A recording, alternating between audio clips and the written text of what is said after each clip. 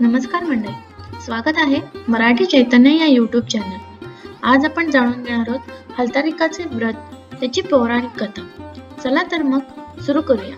एके दिवशी शंकर पार्वती कैलास पर्वतावर बसले होते। पार्वतीने शंकराला विचारलं, महाराज, सर्व व्रतात चांगलं व्रत कोणतं? श्रम थोडे आणि फळ पुष्कळ असं एखादं व्रत असलं तर मला सांगा, आणि मी ते कोणत्या पुण्याईने आपल्या पदरी पडले हेही मला सांगा। तेव्हा शंकर म्हणाले, जसा नक्षत्रात चंद्र श्रेष्ठ, ग्रहात सूर्य श्रेष्ठ, 4 वर्णात ब्राह्मण श्रेष्ठ, देवात विष्णू श्रेष्ठ, नद्यांत गंगा श्रेष्ठ, त्याप्रमाणे हरतालिका हे व्रत सर्वात श्रेष्ठ आहे। ते तुला मी सांगतो। तेच तू पूर्वजन्मी हिमालय पर्वतावर केलंस आणि त्याच पुण्यानं तू मला प्राप्त झालीस ते ऐक। हे व्रत भाद्रपद महिन्यातला पहिला तृतीयेला करावं।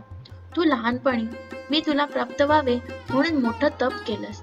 64 वर्षे त्या झाडाची पिकलेली पानं खाऊन होतेस। थंडी, पाऊस, ऊन ही तिन्ही दुःख सहन केलीस। हे तुझे श्रम पाहून तुझ्या वडिलांना फार दुःख आणि अशी कन्या कोणास द्यावी अशी त्याला चिंता पडली। इतक्यात तिथे नारद मुनी आले। हिमालयानं त्यांची पूजा व येण्याचे कारण विचारलं। तेव्हा नारद म्हणाले, तुझी कन्या उपवर झाली आहे, ती विष्णूला द्यावी, तो तिच्या योग्य वर आहे। त्यांनीच मला तुझ्याकडे मागणी करण्यास पाठविले आहे, म्हणून मी इथे आलो आहे। हिमालयाला मोठा आनंद झाला, त्याने ही गोष्ट कबूल केली। नंतर नारद तेथून निघून विष्णूकडे आले, त्यांना ही हकीकत कळवली व आपण निघून दुसरीकडे गेले। नारद गेल्यावर तुझ्या वडिलांनी ती गोष्ट तुला सांगितली, ती गोष्ट तुला रुचली नाही, तू रागवलीस। असं पाहून तुझ्या सखीने रागवण्याचं कारण विचारलं। तेव्हा तू सांगितलंस, महादेवा वाचून मला दुसरा पती करणं नाही, असा माझा निश्चय आहे।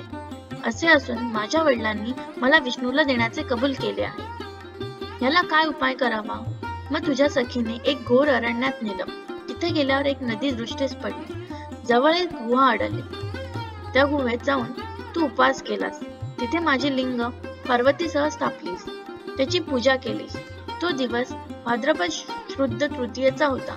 रात्री जागरण केलंस, त्या पुण्यानं इथलं माझं आसन हललं। नंतर मी तिथे आलो, तुला दर्शन दिलं आणि वर मागण्यास सांगितलं। तू म्हणालीस, तुम्ही माझे पती व्हावे याशिवाय दुसरी इच्छा नाही।